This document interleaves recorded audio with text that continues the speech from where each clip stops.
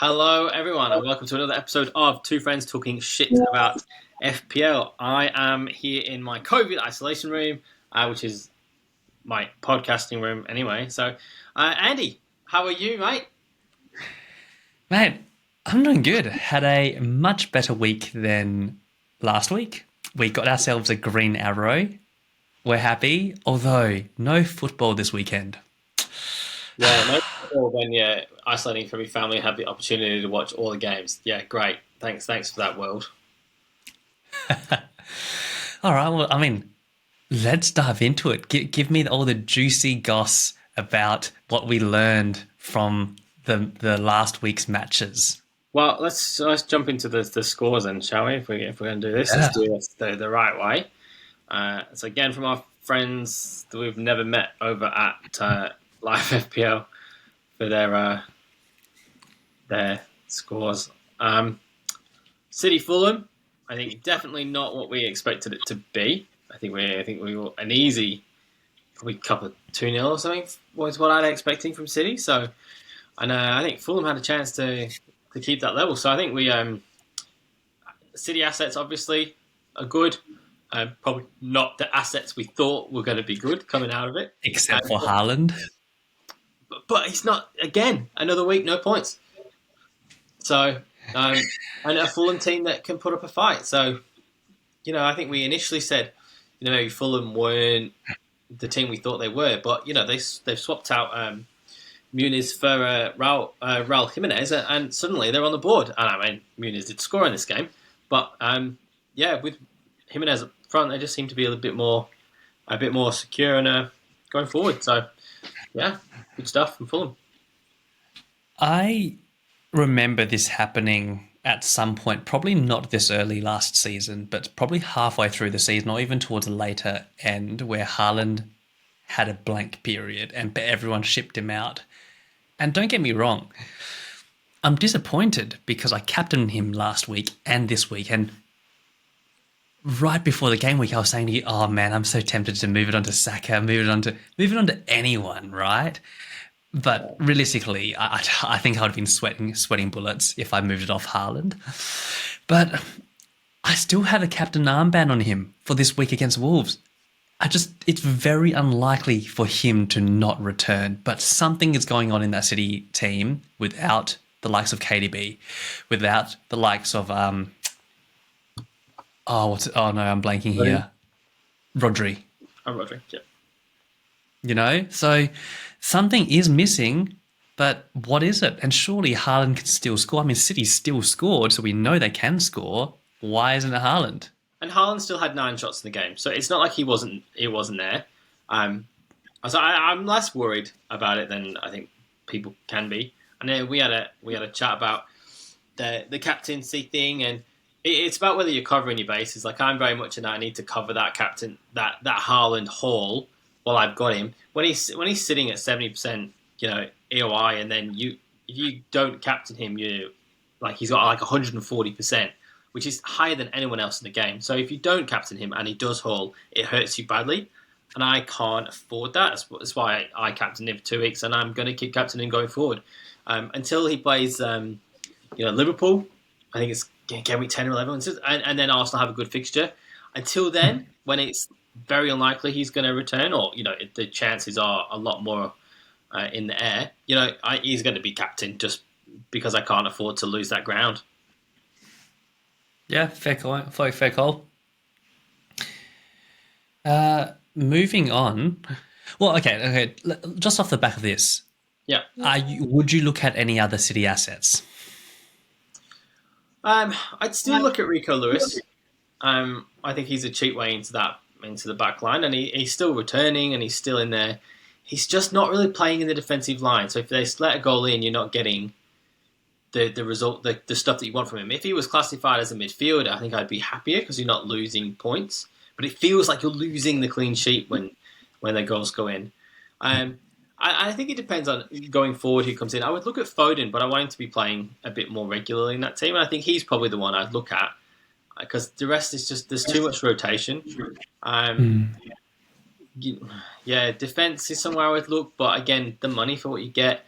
I think I think we talked about this when I was wildcarding. I think if I was going to go anywhere, and it would be. Oh, I think we've lost you.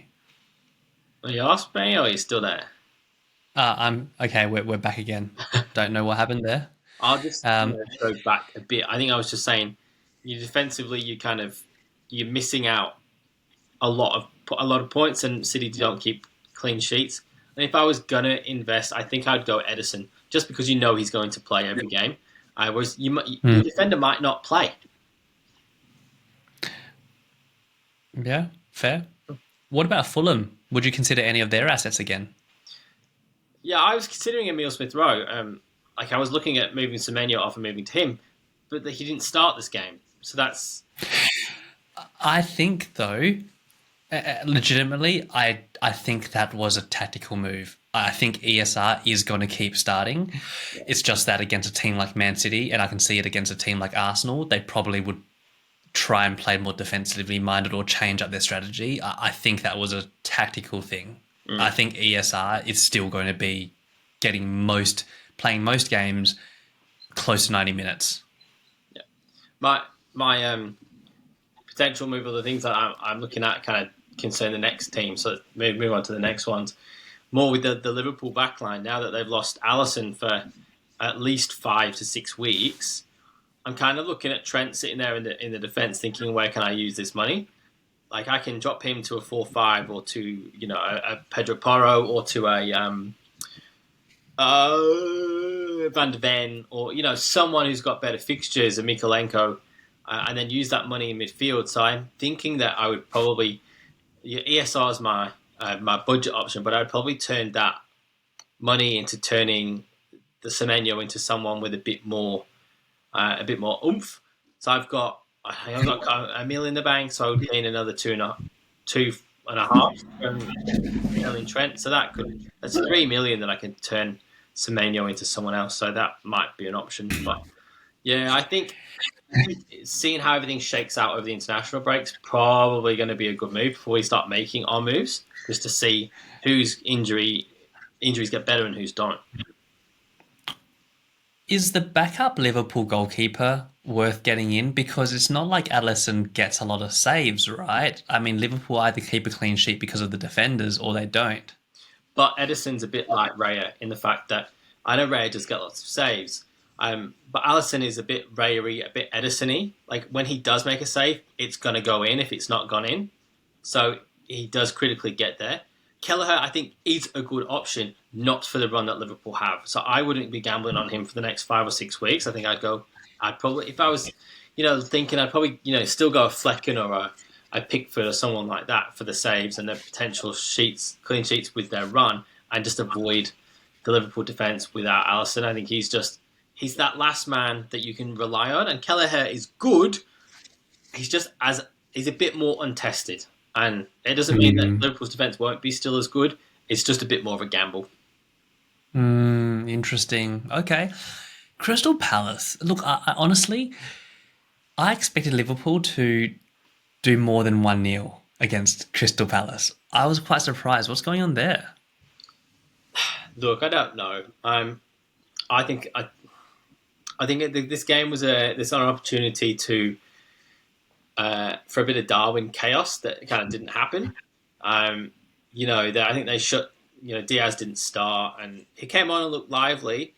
The front just didn't kind of click, and Palace had some good opportunities, and they probably should have got something out of it. I think Liverpool were fairly lucky. There was a penalty call in there, and I'm biased, but I don't think it was a penalty. It wasn't given. So, but yeah, it was. You can see there, Becker, Trent, and Virgil with all the bonus points. So it wasn't an attacking game, and maybe it was Liverpool scoring fairly early-ish and then just going, let's see how this goes. Don't know, but yeah, I was expecting a few more goals from Liverpool, to be honest. And isn't this the most FPL thing ever? Everyone starts the season with Jota. He doesn't do much. Everyone ships him out. He starts returning. Yeah, and I mean, that's the way, and we just can't predict. I think there was a bit of a thing with Diaz starting midweek, and he was heavily sold over the week because of that potential that he was not going to start. And I think we were going to start moving away from some of the Liverpool assets. Like we've all had two or three, and I think we were going to start moving away from them with the run coming up. It's a bit safer to have someone else uh, over their assets. But one to keep an eye on. Yeah, fair. Next one is not surprising. We all knew how good Nottingham Forest have been this season, and the score shows that, doesn't it? Yeah, and I mean, I think we expected them to come out well. I'm pissed off because I put Wood on my bench and then he comes on and scores. But oh well. But like I think last week I tried to preach a bit of patience with bringing Palmer in, and I think this kind of shows here. I think that Chelsea got a better run going forward from game week 10 or 11, and I think yeah, he did return, but he was quiet, and Chelsea were quiet, and it seems to be the way that they score 4 or 5 goals and then they'd run out of energy for a couple of games. So interesting to see Madueke on the score sheet as well. But yeah, and of course, Andy, that Milinkovic is on the assists. Who's the player that I was looking at, but I went with Aina instead to cover the EO. Yeah, look, fair. And Milinkovic, I think, is a bit more expensive than Aina as well, isn't he? Yeah, I'm not sure what the pricings are, but yeah, it's just the way that when I've gone with a 50-50 this year, it always seems to drop the other way. But that's FPL. I like Wood. I am considering moving Watkins to Wood at some point, depending on if I need the money. And Nottingham Forest have some pretty good fixtures coming up, but we'll see. Or this next one. Arsenal have not been giving us the clean sheets, even though we've been bringing in double defenders. And they were even 1-0 down, I think, to begin with. Yeah. But like last week, we talked about that fighting spirit that they have this season that they didn't have previous seasons. Hey, came back. We came back. Yeah, and look, another 50-50 one that went against me is Havertz sitting there with a goal. But, they keep going. I hope maybe this is the year. We're looking like we're going to have a great 3-way challenge for the title. Yeah. It's going to be great, and it's going to keep our assets returning because, no one can afford to slip up. We saw the Arsenal and the City draw. We've got, Arsenal play Liverpool and Liverpool play City not too far away. So these are some exciting times, and it's interesting to see that he's assisting more than he's scoring. I mean, it's not a bad thing. He's getting returns. I'd like him to score a bit more. But is that this Arsenal team evolving a little bit and kind of keeping people in their spots a bit, or is it just what's happening while Odegaard is out? Don't know, but so having delved more into football this season and talking to you more, I've been watching way more strategy clips on YouTube and seeing breakdowns of strategy. And the more I learn about Arteta, the more I'm starting to be a huge fan of him as a manager. And I can totally see, as long as the next team after Arsenal he manages is not a EPL team, I'd probably also be a fan of whatever team he manages in that league. He's managed to get the best out of his players over this process, long-term process, and the whole story behind it is amazing. But one thing which I heard was when Gabriel Jesus got originally injured, they had to learn to play without the reliance on Jesus. And that's why we're seeing Jesus not actually starting as often, and Kai Havertz is actually playing as the number 9 because Arsenal have learned to not play with him out of necessity when he was injured. I'm not saying Odegaard's going to suffer the same fate where Arsenal outgrew or is outgrowing. I wouldn't say outgrowing, but the formation, it doesn't need Jesus in there right now, although him coming on can make an impact. But I wouldn't be surprised if, you're right, they changed the formation because of Odegaard's injury, but that change also means adaptation. And if it turns out that this system works, then what could happen is when Odegaard comes back in, it might still be in the current system where Saka's actually assisting way more, and the likes of Havertz and Martinelli, even Trossard, are the ones getting the goals. And I think what you'll find if you look back at like the Arsenal tapes and stuff is that they've gone from a system where this is where people play and this is our system, and it's become much more of a you can swap this person in and out and the chain doesn't change. With Havertz in there, I'd call him a complete forward, whereas I'd call Jesus a striker. So Havertz can play the false nine. He can drop in and allow the wingers to go around him. He can always also play as a poacher or a target man in the box, and he can also play in the attacking midfield. So he's got a lot more versatility. Southampton would have played, I didn't see the game, but they would have played a low block against Arsenal, trying to keep them out, which is a formation where they play tight in and they play four at the back. So they kind of sit across the box, which gives you room on the wing for your wingers to go in. So it makes sense to keep Saka out on the wing and put those crosses in or pull the ball back, and to keep Havertz and then your opposing winger drifting into the box to be there for the ball coming in. So that's probably why you're seeing that Saka's got 2 assists and Martinelli's got a goal for that. And Saka's also got a goal for it. It will be the vice versa. And this is where you can see that Arsenal have developed, is that Odegaard can drop out and someone else can backfill that spot. And then you could have, if Havertz drops out, it's a little less flexible, but you're going to get Trossard probably going into there, who's a bit more of a complete forward. He can play in the wings, he can play in the forward line, and it still gives you him to move around. And he can quite easily drop back. So in this formation, you could quite easily see Havertz dropping back into midfield and Odegaard steaming forward and becoming that false nine for a little bit of time. And it's not going to affect the way they play.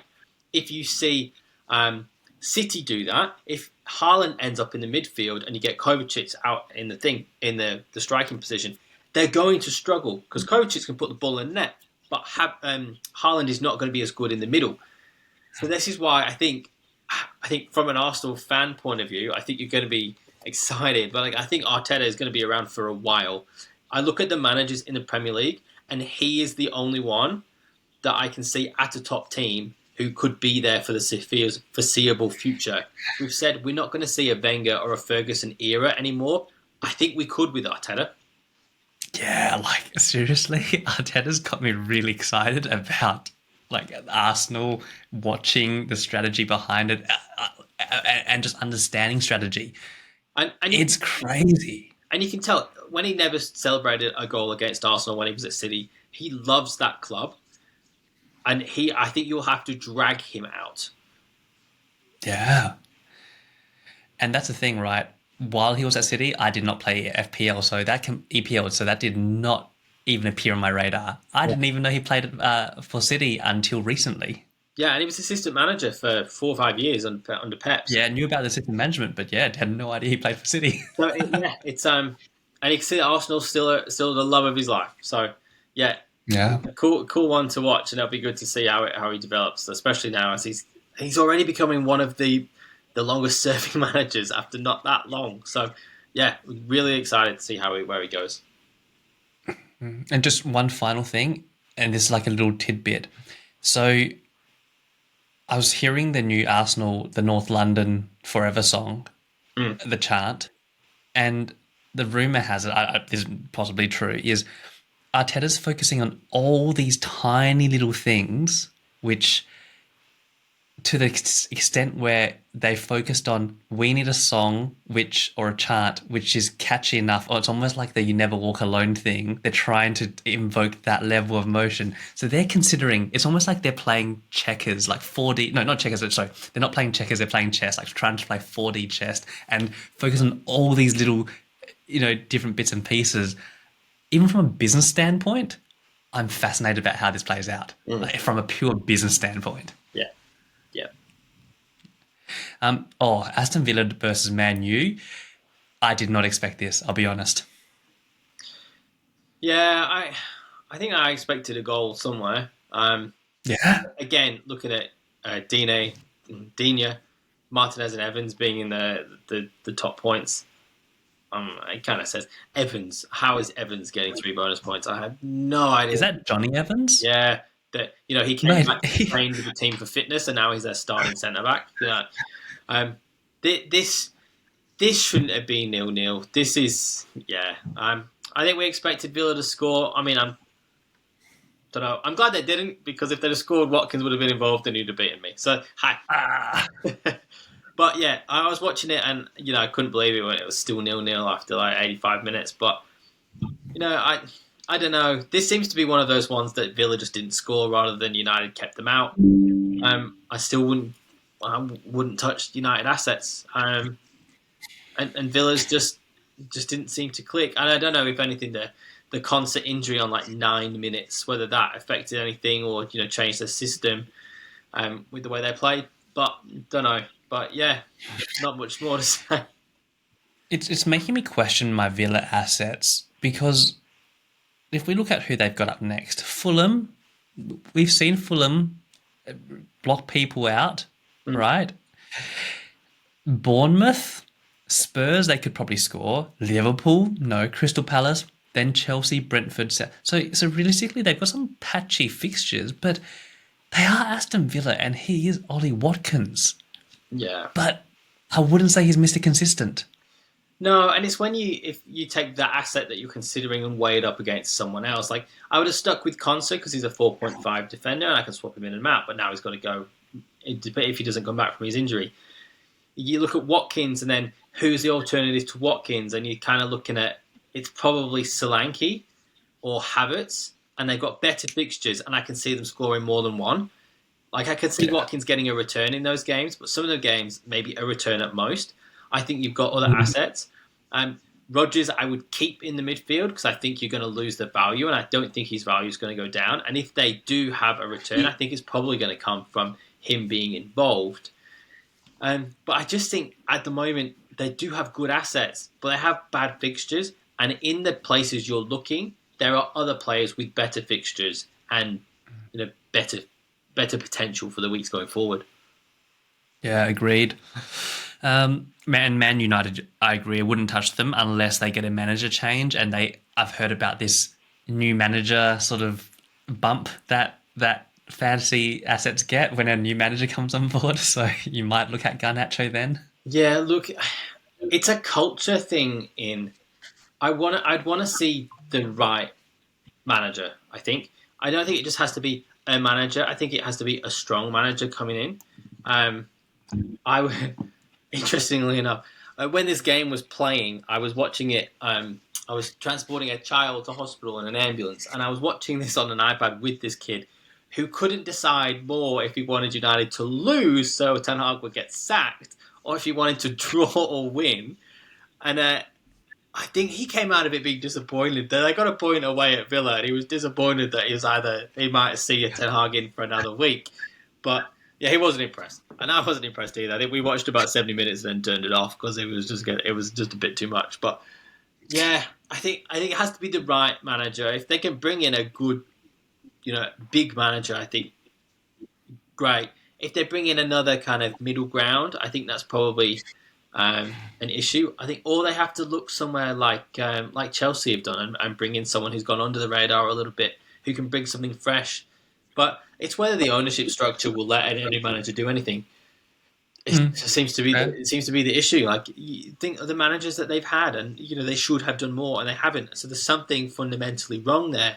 And you get people like Roy Keane and Gary Neville saying, and even Ronaldo when he did his big explosive interview, that there are things inherently wrong in that club. And until that's fixed, until you've got someone who goes in and goes no, I don't think anything's going to change. You're going to have the same pattern over and over again.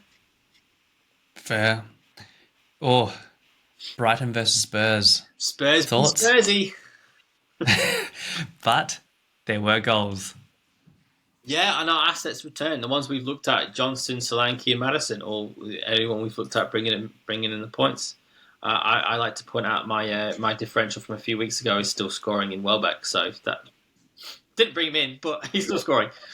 And yeah, 2-0 up. Spurs looked like they were cruising, and I thought I was on a night shift. It was fairly early. I thought 2-0 up. When I get back, it's gonna be a good win for Spurs, and threw it all away. So yeah, I think our attacking assets are still worthwhile for Spurs. And Brighton, it's so hard with We looked at Minte, we looked at Matoma, we've looked at Welbeck, we've looked at João Pedro. We just don't have any consistency with who's bringing in any points. And I can't see Welbeck staying in that team for all the games that they've got coming up. I think he's a bit old, so then you get rotation, and I'd like to bring in the assets, but I like to see a bit more consistency because they've been good and then they've been poor. Would you think about Spurs' upcoming fixtures? West Ham, Crystal Palace, Aston Villa, Ipswich. They can score in all of those. Man City's been leaking. If Man City leaks to Fulham, surely they'll leak to Spurs. Fulham, Bournemouth, Chelsea, they can score there. Southampton. It's not until game week 17 that they play Liverpool, who have a more solid defence, right? Would you triple up on Spurs attack? Maddison, Johnson, Solanke? No, and only because I am very much in the Spurs be Spursy camp. So they can only score 2 and then lose 3-2. They can also go to Southampton and lose 4-0. Like, I don't trust them, and the way that Ange plays, it's hard. Like, he is attack, but I haven't seen them score significant amount of goals against the low block teams, and I just don't know if they can do it. So I think tripling up, it's not necessarily a bad thing, but it locks you out of somebody else who might be playing a better fixture. And I think I'd rather have an extra asset in the midfield from, Brentford, from, a bit more, someone who's got good fixtures, and in an Everton midfield or someone, get a bit more of a spread. Because if they blank, you're not completely out. And I think there will be blanks in there for Spurs when you think there won't be. And you're going to have a game like, I think we talked about Maddison being the assister.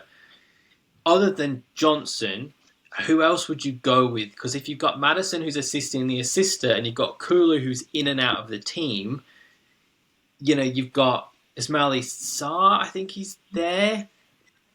So who else do you go to who's going to be your source of goals? Son?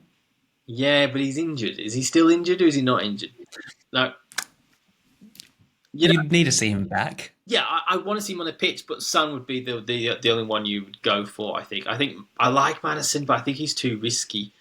I think I would probably wait for Son to come back and then move Johnson to Son. It's a bit of a sideways move, but I think it's I could see that. Move. And I would be interested to see how Solanke does when Son is back as well. Yeah. Okay, next. Oh, I've been looking at Aït-Nouri, mate. Yeah. He's on three yellow cards though. Yeah, but their fixtures are good. Their fixtures are good. I've been looking at Aït-Nouri, man. And I mean, this game 5-3, it was nuts. Like, how Mbeumo came out with only one return, I don't know. But they scored again in under 2 minutes. I think it was 70 seconds this time. 4 games in a row they've scored in the first 2 minutes. It's ridiculous.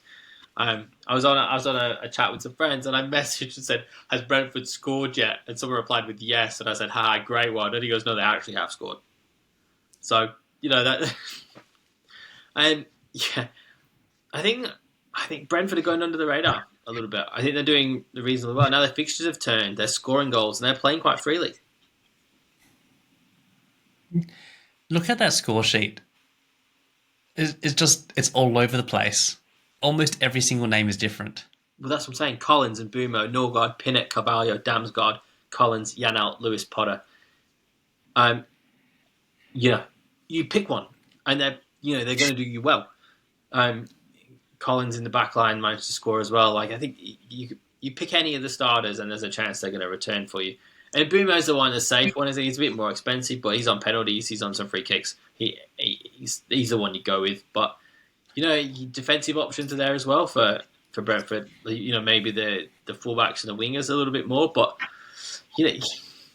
why wouldn't you? And this is what I'm talking about. I'd go with a Brentford midfielder over a Spurs one purely because they've got this in them, and they're scoring. They're scoring against the big teams. They were scoring against the big teams before their fixtures turned. So you can only expect them to keep going against the lower half. And their fixtures are still pretty good up until game week. Let's just say, look, here's the thing. I think it's pretty good. Man U, Ipswich, Fulham, Bournemouth, Everton, Leicester, Aston Villa, they can score there. Newcastle, maybe the first difficult fixture, but that's Newcastle playing away from home. And again, So Bournemouth is home. Brentford is home. So really, it's not until Nottingham Forest in game week 17 where they've got a more defensive, like a team which might be less leaky. And by the time we get to that point, we're thinking wildcard 2 anyway. So, I think they stay in. I think we've got other fish to fry until that point. We just need Sepp Vandenberg at 4 mil to start getting on the score sheet, please. Thank you. Yeah, but I mean, you mentioned it before, Aiden Ori, they're at Wolves. They got good fixtures coming up. He's getting in the box. He's getting great positions. His heat map is phenomenal. So, if you're going to risk something, concert to Aiden Ori, anyone? I think so. Why not? I'm tempted. I've made one transfer this week already. It wasn't Aiden Ori, but I'm tempted. Moving on. Yeah. I thought Bournemouth would probably come out of this one with a win, but me too. There's Justin there sitting there with an assist again. All right, what's next? It's good. Yeah, hang on. Get my.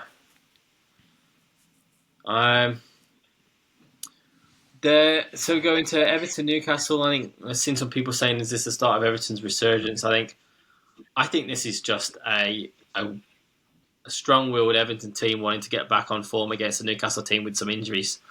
To be honest, I don't take too much from this result. I think if Everton can start linking some things together, maybe that's good. But I think with the people that Newcastle have out, it's easy enough to see why they're not scoring. If it continues when Isak's and all that's back, then we've got concerns. But Gordon's not an out-and-out striker, and he prefers to be on the wing. So yeah, tricky one. I think 3 weeks ago this was a 3 or 4-0 Newcastle win, and difficult to predict, but we'll have to see going forward. I've barely held any Everton assets. McNeil's been my only one, and I feel ridiculously fond of having him in my team because of that brace he got me the first week I brought him in. And he's gone up in price as well, so he's also bringing your money in, and he's in the middle. He's likely to pick up something. So if Everton are going to get something out of the game, it's either a clean sheet or a goal. He's not a bad pick to have in the middle. If he goes up in price one more time, he would have gone up in price twice for me. It's ridiculous, right? For a 5.4 when I bought him midfielder, he's gone up in price and got me a brace. Mate, this has been the best ROI. And again, they've got good players. If you just leave him on the bench and take the money of these going up, and move him on later, why not? There's one move I want to make, which is I think I have to shift McNeil or Johnson or Mbeumo, but I'm not going to sell Mbeumo. It's kind of breaking my heart. Yeah. I don't know. We'll talk about it later. All right, so finish off. This surprised me, this one. I mean, there's my other differential, Delap sitting there with a goal. But, Antonio with 4 returns, crazy stuff. And West Ham just turned it on. Again, is this another resurgence? Are they finally clicking? Or was it just a one-off? They were playing what would expect to be one of the bottom 5 teams. But Ipswich have looked good, and they just didn't in this game. So, interesting to see if things are starting to click for Lopetegui or whether it's just a once-off phenomenon. Bowen has been floating around in FPL content creator chat. Yeah. But I would want to see more from him first, because I remember owning him last season, and I'll be honest, he didn't blow my socks off, did he? No, but he was a consistent returner still. Even though West Ham didn't do well, he was a consistent returner. And he does have times where he plays right wing, he plays central midfield, he plays a lot of places, and he's going to be on the team sheet. He takes some penalties, he takes some free kicks. So he's got a lot of routes to points. And being a midfielder, when he does score, he does tend to he gets more points for him. And you see there Antonio with the 3 assists. Like Antonio does play as a target forward, so he does pull the ball down and play it off, which relies on people running past him. Who's running past him? They're the midfielders, so they're going to be getting the goals. So that's why he's always been a good asset, and he's always returned 160 to 200 points. So he's not a bad option, and he's sitting in that weird price range that you would want him to get him. Like you wouldn't just go, I'll get him for a few weeks, because he kind of blocks you out of someone else. And at his price point, I think you've got Mbumo and people around there who are better value. Yeah, and I feel like Bowen's one of those people where his returns are sporadic. Like his bigger returns are sporadic. That if you only had him for a few weeks, you wouldn't be getting. Like you might be catching the middle part where he's maybe getting an assist here and there, rather than a goal and an assist or 2 goals or something like that. Yeah, he's a bit more in the Saka mold, that he kind of sits in your team and gets you 6 to 10 points a game instead of getting you 15 to 20 points.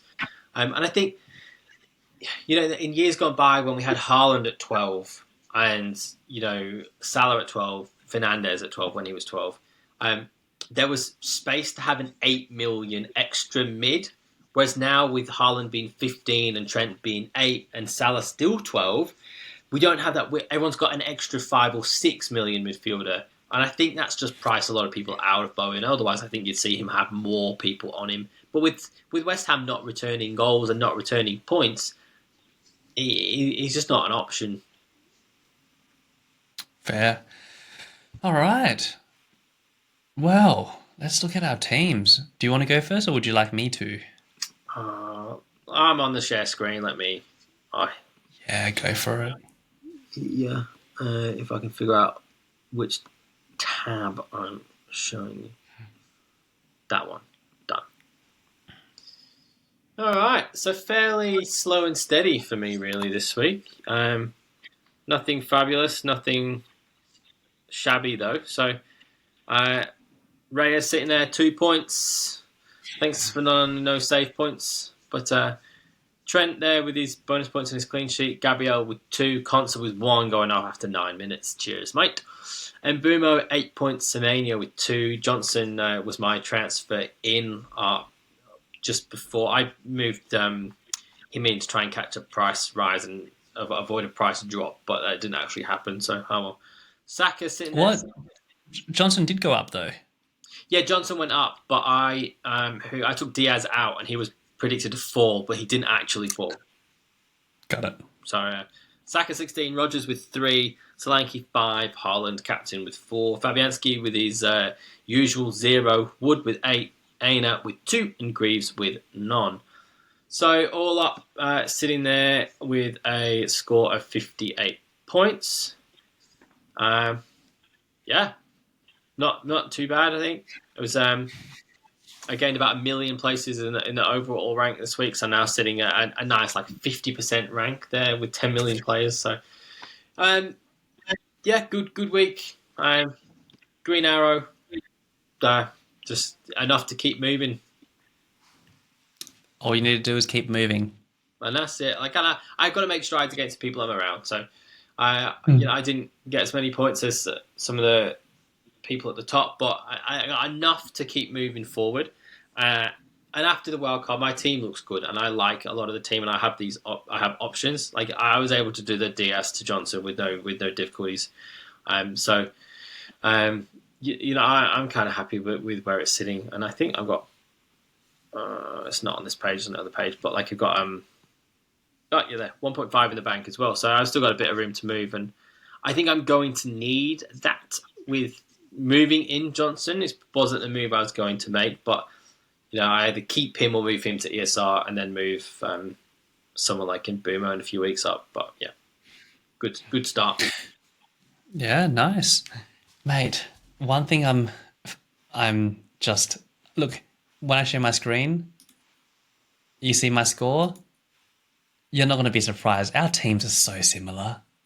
I got 58 points as well. We drew. Yeah, Ray in the back line. We went into that last game with the Villa game, and you had Watkins to play. I was so surprised. I Do you know what I thought? I thought, nah, I got Sam. Surely Watkins will score or Rogers will assist. Nothing. They're playing against Manchester United. Yeah, and I thought, Nothing. if it depends if they go in. I was putting all the scenarios in my head. If they go and score 1-0 and it's Watkins that scores or Watkins that assists, if Watkins assists and Conte gets a clean sheet, I can still have him. But if Watkins scores and it's 1-0, he's going to get the bonus points, and I probably don't have him. And then Conte went off injured, and I'm like, God damn it! And then we drew. And then we drew So, anyway. Gold. so we've got Raya 2 points, Alexander Arnold 8 points, Gabriel 2 points, Vandenberg 1, Rogers 3, Saka 16, Burmo 8, Johnson 7, Solanke with a 5, Watkins with 2, Haaland with 2, captain becomes 4, then Stilichik 0, McNeil 2, Aina 2, and Greaves 0 because he did play 90. Yeah, he played 90. So that's my team. Not much to say there. Rose in rank, which is cool. So from 900 odd K to 700 odd K, which is cool. I just want to keep this momentum going, essentially. Yeah, and it's weird that this week it was a differential captain from one of us would have won it. Me playing Wood would have won it. You playing Aina would have won it. Like so touch and go. But Crazy. yeah, and I thought it's similar, and I think there will be similar for a couple of weeks, and then I would expect them to move apart a bit again.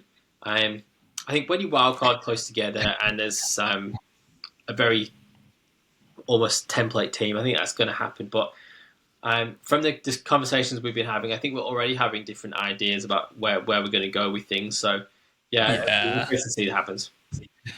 And in terms of our one-on-one mini league, I thought this was the week that one of us would pull away, but still we drew. So we're back to square one, where it'll be you get 1 week, I get 1 week.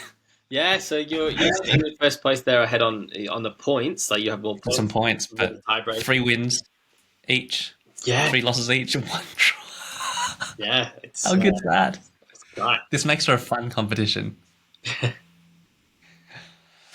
All right. Well, look, in terms of early thoughts for next week, this is not my locked-in team, but I've made 1 transfer so far. I've actually shipped out Trent and brought in Justin. Mm-hmm. Is it because I like Justin? I like that he plays FPL. That makes me happy. He got all these attacking returns against Arsenal and also against Bournemouth, which is also good.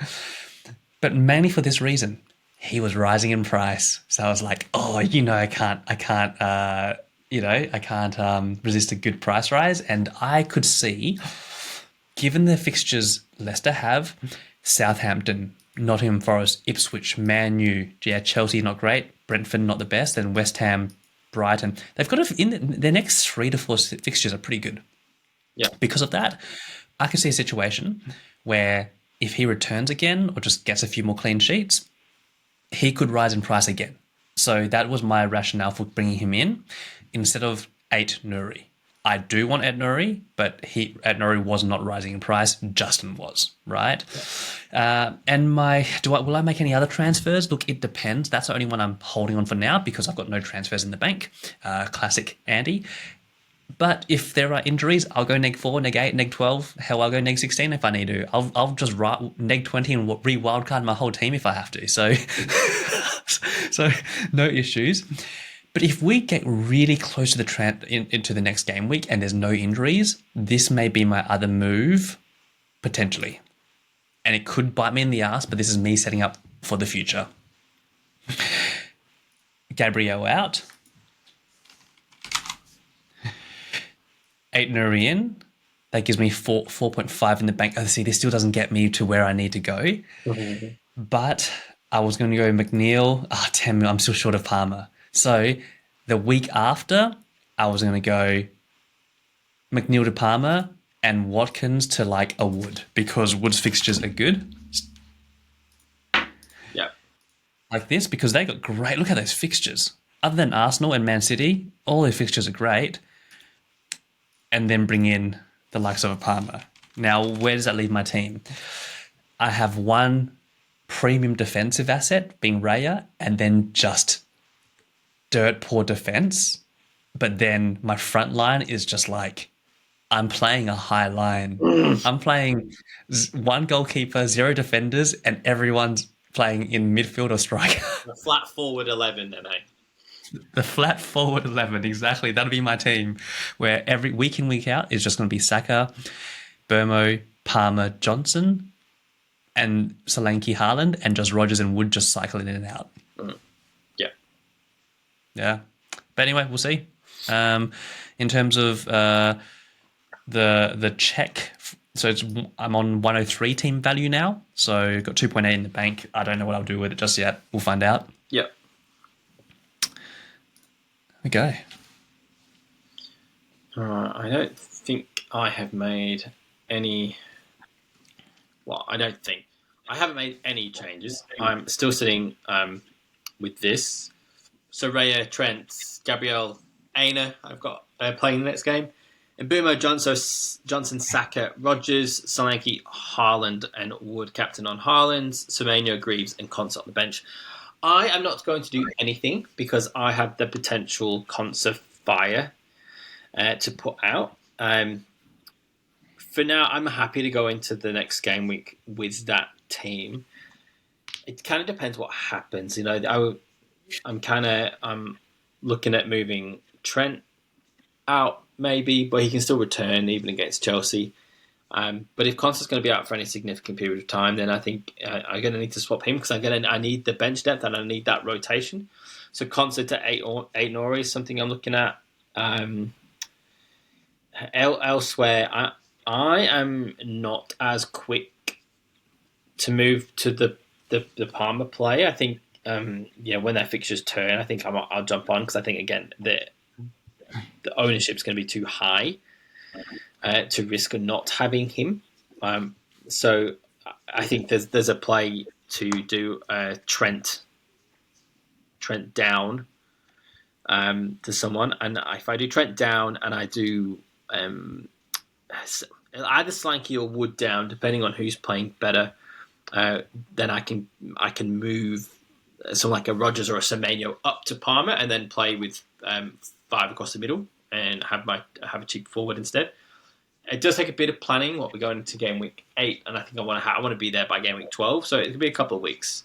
I can either save my transfers going forward, which it might be something that I do if constantly that we don't know and he's not going to drop too much. I might just hold him there for a while because I think the next few games I had Greaves and Aina in and out anyway, so it's not a huge thing for me. I did want to move Semenyo out because these fixtures aren't great, but the 11 is still fine. So if I can hold those transfers and then make 4 or 5 transfers in game week, going into game week 12, that would work too. It just really depends on what shakes out between now and then. Does Consa come back after the international break? And then I really don't need to do anything. But yeah, I'm going to sit and wait for those injuries and things to happen or not happen because I don't want to be in a position where I've made my 2 transfers and I'm at -4 and then Haaland gets injured and then I've got to try and move him out. I think I'd rather just sit on my hands and wait and just take the hit with any prices for the time being rather than have to make 3 or 4 transfers in one game week. Fair. Very fair. Semenyo is an interesting one. He scored so much in the first opening game weeks, but now he's gone quiet. Yeah. And the fixtures are about to turn, but you'd still think that he'd be at the centre of most things.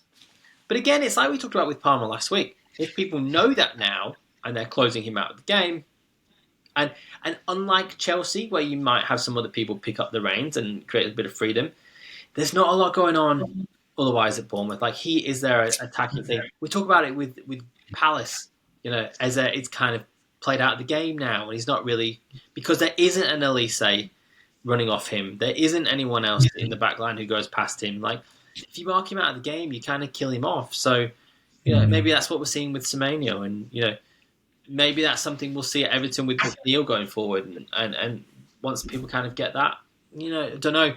It'd be interesting to see if he does keep returning. I think he has every chance if they can keep working it. But Yeah, the fixtures aren't with him, and there's people with better fixtures like we talked about before. So I think you're just risking that, and I don't think it's a risk that we really need to take when we've got so many other options. Yeah, no, fair. Oh, don't block out McNeil. Although he's the one who'll be making way for Palmer. I don't know. I don't know. See, I feel like a bit attached to McNeil now. I'm like, oh, you've been a good return on investment. Because January transfer news, McNeil signs for Arsenal and is happy. Dwight McNeil for Arsenal. All right. Well, that's the episode. No football this weekend. A bit depressing, Unless you want to jump into but the Nations League, you can feel free, but I might give it a pass. I can't follow any more football. No, EPL is enough excitement. I get too obsessed over FPL. I spend too much time researching and reading and listening.